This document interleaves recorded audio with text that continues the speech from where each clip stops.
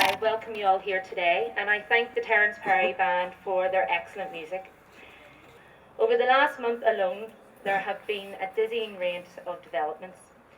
Under duress, the electorate here has ratified the fiscal treaty, or as it's usually more correctly labelled, the austerity treaty. In Greece and France, there have been vital presidential and parliamentary elections. In Germany, there has been significant state elections, and in the UK and Italy, there have been very interesting local authority elections. Since we last met here, there have been 2 bloodless coups in countries in the EU. NATO has installed a puppet regime in Libya and is fomenting civil war in Syria and is threatening all-out war with Iran. Shannon Airport continues to be used as a US airbase in its international terrorist activities, and any Irish people, often including members of the Workers' Party, who have the audacity to protest outside Shannon Airport against this criminal activity, are harassed and harangued by the Gardaí and Special Branch. I now call on Francie Donnelly to lay the wreath.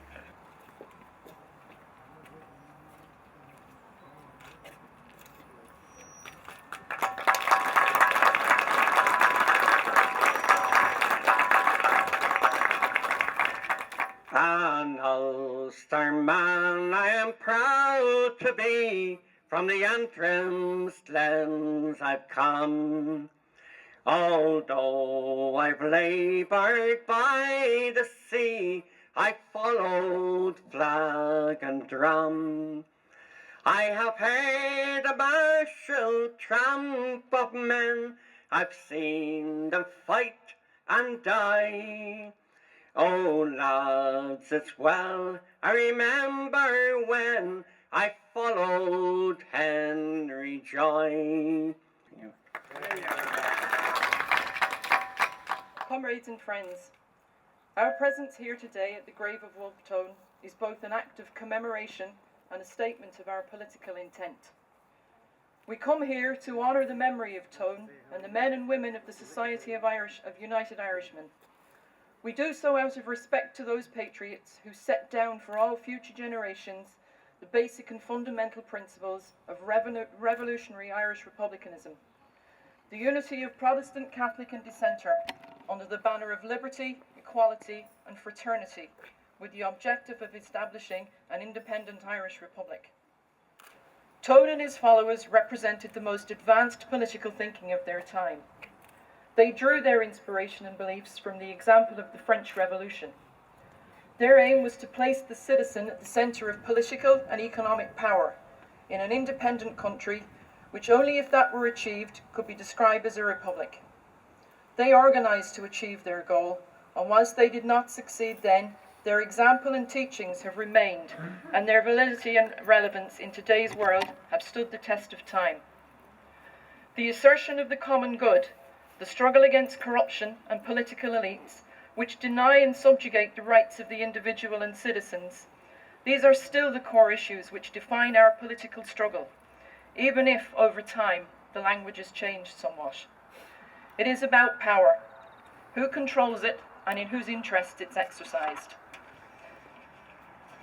About democracy and about how it is curtailed and undermined. About society and how it is organised and the value it adheres to. It is the conflict between the common good or the needs of the rich and powerful.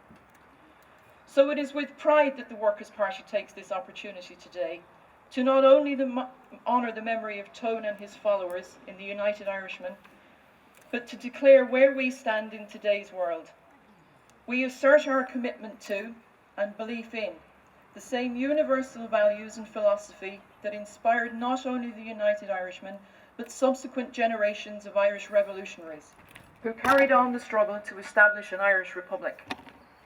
Not a republic in the fashion of Irish nationalists, who have done little more than ally themselves with native and foreign capitalism. An arrangement which today is the cause of the misery and hardship which the great majority of Irish workers are forced to endure.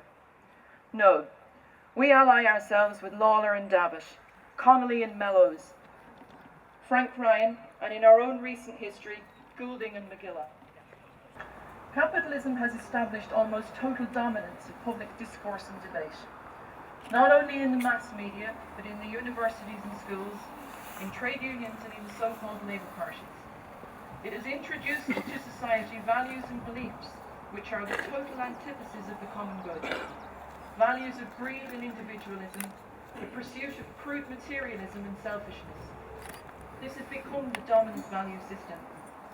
Not even the current crisis in capitalism, which has seen capitalism itself being bailed out, banks, financial institutions, and the like being rescued, whilst the working class around Europe are subject to austerity. Not even that has yet brought about the downfall of capitalism. For they have introduced something else, fear.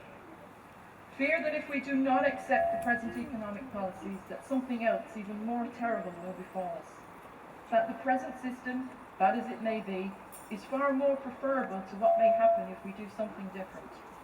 Hence, the banks are too big to be allowed to fail, the euro too essential to be replaced by something different, and the European Union is too important not to succeed.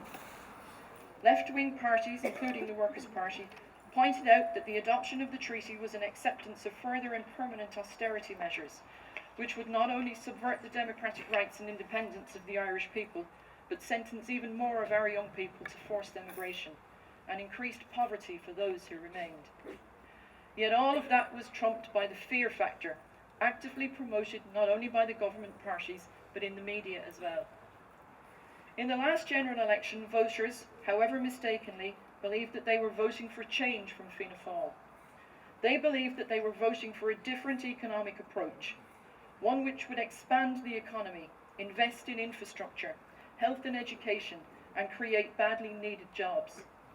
Instead of Labour's way or Frankfurt's way, the Labour leadership meekly accepted the Troika's way. The Workers' Party has, on many occasions in the past, called for greater left cooperation in opposition to the dominance of right-wing parties and ideology in this country. It has also badly needed to defend the working class, who are subject to the most brutal austerity measures, which are the cause of severe hardship and deprivation up and down this country. The Labour Party and the ICTU must decide. They must decide if they are on the side of the working class or the ruling class. They must decide if they favour state investment and protection of the valuable state companies in order to create jobs and grow the economy, or if they are on the side of the free market economics and privatisation.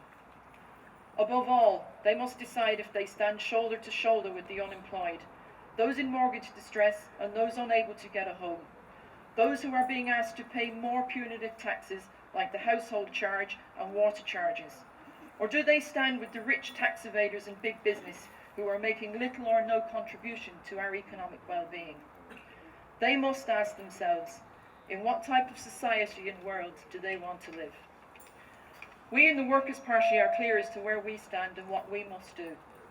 Workers' Party members and branches must take up the fight of defending the interests of workers and their families. We must be to the forefront of all opposition to austerity measures, whether it is the introduction of the household charge, water charges, house repossessions, closure of services in schools and hospitals, and above all, amongst organised workers in the trade union movement. Not only are jobs being lost, but wages are being cut, pensions are being slashed or abolished, and terms and conditions in general are under attack. It may now be a fairly one-sided battle, but we must resist and fight back. The workers at Vita Cortex in Cork should be an example to us all that victory is possible. And let's not forget our colleagues who are on the picket line in Lagan Brick and have been there since before Christmas. And I think it would be important that we would all remember them and support them as well. With Connolly's formula, and one which the Workers' Party have put to good use in the past, agitate, educate and organise, we can begin to prepare our battle lines. The present crisis has common features throughout Europe, and we can immediately identify with and recognise the hardship working people are facing, are forced to endure as a result of austerity. We would like in particular to extend our solidarity with the working class throughout Europe as they struggle against capitalism in Portugal, France, Spain and Greece. We would particularly salute the KKE in Greece, who have shown huge courage and steadfastness in defending the interests of the working people of Greece. The KKE have resisted all forms of opportunism, expediency and populism incorrectly holding to a class understanding of society, and recognising that there can be no compromise in the struggle against capitalism. Comrades, the struggle for democratic, secular and anti-sectarian principles in Northern Ireland is needed now more than ever. Sectarian division and segregation remain the hallmark of Northern Ireland society. This was most recently illustrated in the proposals for the former British Army base at Berwick Barracks in North Belfast. Badly needed housing in the area is to be allocated on 2 different sites, separated by what is called a community hub, but what in reality is a euphemism for a peace wall. Peace walls, so-called, have actually increased since the ending of the violence, and over 24 kilometres of such walls exist within the city of Belfast. Education remains segregated, and in the DUP Sinn Féin executive there is no support to introduce integrated schooling. In reality, what we have is an institutionalised sectarian carve-up between the DUP and Sinn Féin. Tone's dictum of the unity of Protestant, Catholic and Dissenter remains a long way off. The Workers' Party in Northern Ireland must become the voice for the working class and grow and expand beyond our traditional organisational base. Already a start has begun in this process, and the organisational basis for this is being laid. Building the party is our paramount task. I will conclude with a quote from the German communist Hans-Heinz Holz, who should both inspire us and give us direction as to what needs to be done. Writing in his book, The Future and Downfall of Socialism, at a time in the early 1990s, when the European socialist states were collapsing around him, Holt declared that, as long as class differences continue to exist, there will be a struggle of the ruled against the rulers, and this struggle will always have a need of an organised group of militants who are ready for action. Thank you, comrades, for your attention. Slán.